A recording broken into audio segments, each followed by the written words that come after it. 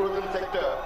May I ask the Honourable Minister whether the government intends to establish a comprehensive tourism sustainability index similar to the Niti Aayog SDG index to track parameters such as employment generation, carbon footprint, reduction of sanitation and adherence across states. Furthermore, will the Minister consider offering fiscal and regulatory incentives for wider adoption of the SGLR standard in the sector? Lastly, I would to ask the Minister, is there any dashboard which the government is intends to put out which will help travellers to make their decision to stay at places?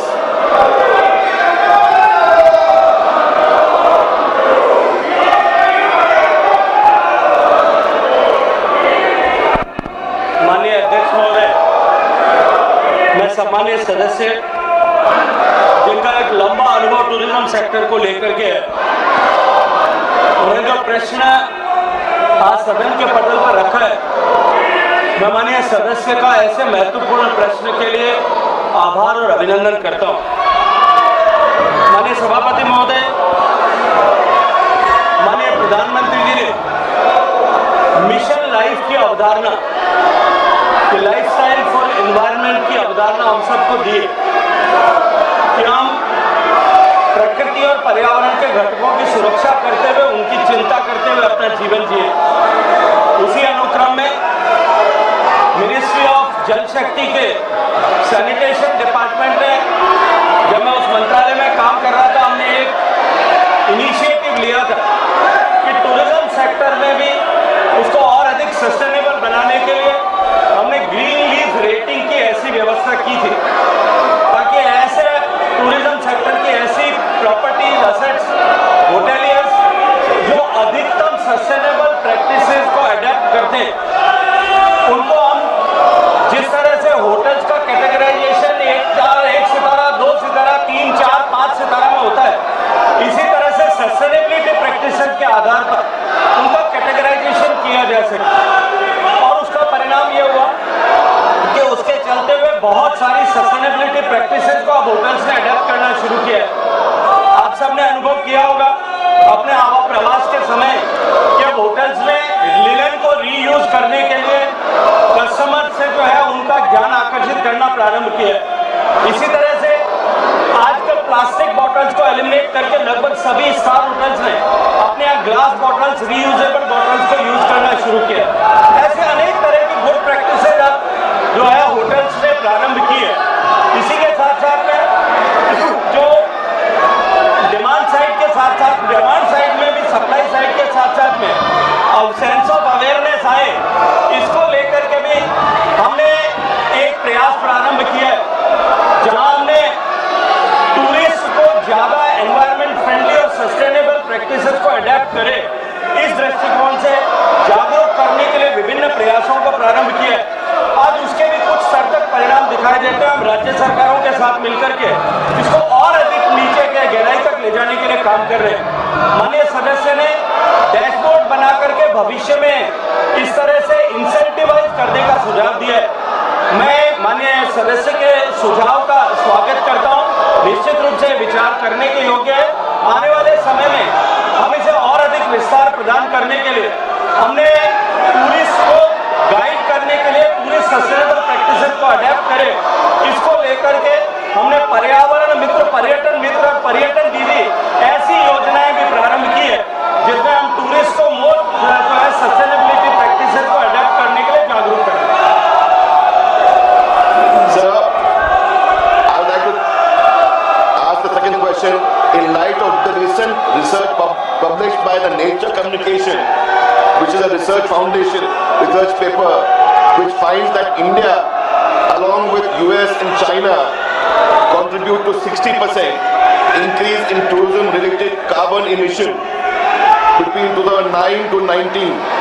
May I ask globally, may I ask the Honourable Minister, measures taken by the government to reduce environment impact on tourism sector, particularly through low carbon transport, energy efficient infrastructure and ecotourism promotion. Additionally, in industry like CAI and EY, Ernst & Young, has projected that India will need 61.3 lakh skilled workers in tourism sector by 2036. How does the ministry plan to ensure the growth of the sector and remain inclusive with targeting skilling and employment opportunities for women, scheduled caste, scheduled tribe and other backward regions, which will help to promote tourism and especially in the tourism states? धन्यवाद माननीय सभापति महोदय, माननीय अध्यक्ष महोदय, माननीय सदस्य ने दो अलग अलग प्रश्न किए। हालांकि दूसरे प्रश्न का मूल प्रश्न से संबंध नहीं है, लेकिन फिर भी मैं माननीय सदस्य की संतुष्टि के लिए उसका प्रत्युत्तर देना चाहता हूँ। पहले प्रश्न जो उन्होंने पूछा, मुझे लगता है कि मैंने अपने फर्स्ट सप्लीमेंट्री को रिप्लाई करते हुए विस्तार से उस विषय को रखा है कि हमने सस्टेनेबिलिटी को इंसेंटिवाइज करने, सस्टेनेबल प्रैक्टिसेस को अडेप्ट करने, डिमांड और सप्लाई दोनों साइड में, उसके लिए बहुत सारी प्रैक्टिसेस को प्रारंभ किया। टूरिज्म मूलतः प्रारंभिक रूप से राज्य का विषय है। राज्य सरकारों ने भी इस पर बहुत सारे इनिशिएटिव लिए। सिक्किम ने अपने यहाँ पर जिस तरह से जीरो प्लास्टिक की कॉन्सेप्ट के साथ में काम करना शुरू किया है, तो बहुत सारे डेस्टिनेशन पे इस तरह के गुड प्रैक्टिसेस को अडेप्ट करने का प्रभाव दिखाई देता है। अभी हाल ही में माननीय प्रधानमंत्री जी के नेतृत्व में उत्तर प्रदेश में जो प्रयागराज का कुंभ आयोजित हुआ, 66 करोड़ लोग वहां गए। लेकिन मैं जिम्मेदारी के साथ में कह सकता हूं, पक्ष विपक्ष के सभी माननीय सांसदों ने वहां का जो है कुंभ में स्थान किया होगा, लेकिन कुंभ में जीरो प्लास्टिक उपयोग किया गया और प्लास्टिक वेस्ट वहां कलेक्ट नहीं हुआ। अगर हम सब लोग मिलकर के प्रयास करते हैं, निश्चित रूप से उसका परिणाम आता है। दूसरा, माननीय सदस्य ने एम्प्लॉयमेंट को लेकर के बात की है कि आने वाले समय में जो है स्किल्ड वर्कफोर्स की आवश्यकता पड़ेगी। जिस तरह से माननीय प्रधानमंत्री जी के नेतृत्व में अर्थव्यवस्था आगे बढ़ रही है और देश के 30 करोड़ लोग गरीबी की रेखा के बाहर माननीय प्रधानमंत्री जी के द्वारा प्रारंभ की गई योजनाओं के कारण से निकल पाए, उसके कारण से भारत में टूरिज्म जो है, डोमेस्टिक टूरिज्म बहुत तेजी के साथ में बढ़ा है और हमारे इकोनॉमी की ग्रोथ के साथ में और अधिक विस्तार इसमें होगा। उसको लेकर के सारी दुनिया के लोग ये मानते हैं कि जिस गति के साथ में टूरिज्म बढ़ रहा है, उसके पहली बात हो हमको स्किल्ड वर्कफोर्स की आवश्यकता पड़ेगी। भारत सरकार अपने इंस्टीट्यूट के माध्यम से लोगों को, युवाओं को इस कैरियर हॉस्पिटैलिटी इंडस्ट्री में अडेप्ट करने के लिए प्रेरित करती है और उनको ट्रेन करती है। हमने इसको और इंडस्ट्री फ्रेंडली बनाने के लिए दुनिया की जितनी ग्लोबल बड़ी चेन्स है जो भारत में प्रेजेंस है जिनका, उनके साथ में अपने इंस्टीट्यूट को पेयर किया ताकि वो और ज्यादा इंडस्ट्रियल फ्रेंडली स्किल जो है प्राप्त कर सके। इसके अलावा बहुत सारे राज्य के विश्वविद्यालय और प्राइवेट विश्वविद्यालय भी इसमें ट्रेनिंग दे रहे हैं। लेकिन मैं ये मानता हूँ कि कोई भी स्किल की ट्रेनिंग जो है वो डिमांड के सापेक्ष, ऑर्गेनिक में उसकी डिमांड के सापेक्ष में ट्रेनिंग फैसिलिटीज बढ़ती है।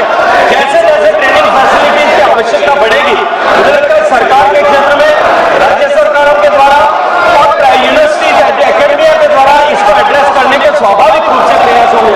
लेकिन निश्चित रूप से मैं ये मानता हूँ कि जिस गति के साथ में भारत में टूरिज्म बढ़ रहा है, आने वाले समय में भारत में टूरिज्म जो है वो एग्रीकल्चर के बाद में सबसे ज्यादा एम्प्लॉयमेंट का कॉन्ट्रीब्यूटर होगा।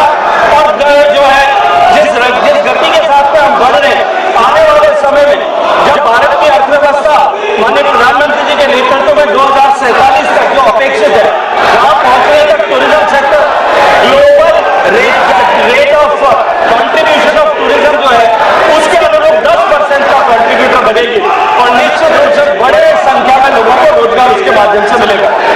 माननीय सदस्य, क्या आप सदन बाधित करना चाहते हैं? ऑपरेशन सिंदूर पर चर्चा नहीं करना चाहते? नहीं करना चाहते चर्चा?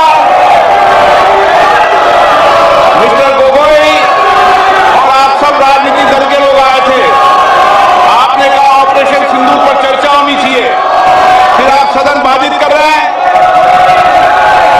आखिर सदन आप क्यों नहीं चलने दे रहे? प्रश्नकाल माननीय सदस्यों का सबसे महत्वपूर्ण समय होता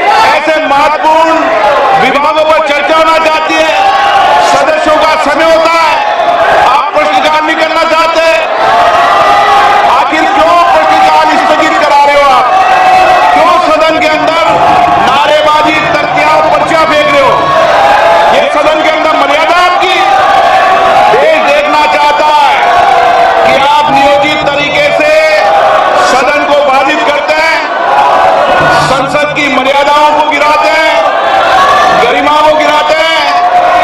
आप चर्चा नहीं करना चाहते, आप मुद्दों पर विषय नहीं रखना चाहते, प्रश्नकाल पर मान्य सदस्यों को बोलने नहीं देते। आप ये तरीका आपका उचित नहीं है। मैं फिर आपको आग्रह कर रहा हूं, सदन की मर्यादाओं को बना के रखो। सदन सबका है, देश की 140 करोड़ जनता की अभिव्यक्ति